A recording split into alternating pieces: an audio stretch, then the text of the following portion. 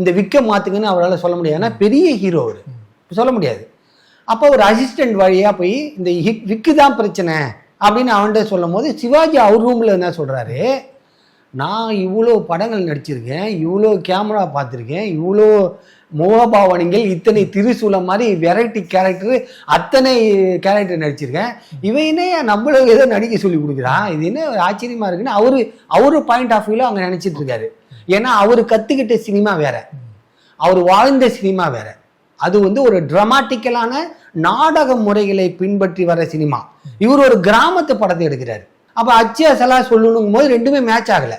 ஆக்சுவலாக அந்த படம் ஷூட்டிங் நடக்கும் போதெல்லாம் சிவாஜி அந்த ஸ்பாட்ல என்ன சொல்றாருன்னா, என்னப்பா எடுக்கிறானோ இப்படி ஏதோ கேமரா, இவர் உட்காந்துருவாரு சார், பூங்காற்று திரும்புமா அப்படின்னா ட்ராலி அப்படியே போகும். இவருக்கு வேலையில என்ன நடிக்க முடியும்? நீங்க அவர் புருவத்தை உரட்டணும், அப்படி இது பண்ணணும், எல்லாமே செய்யணும்ல. முகங்கள் முழுவதுமாக நடிச்சாதான் அவர் நடிப்புன்னு நினைக்கிறாரு.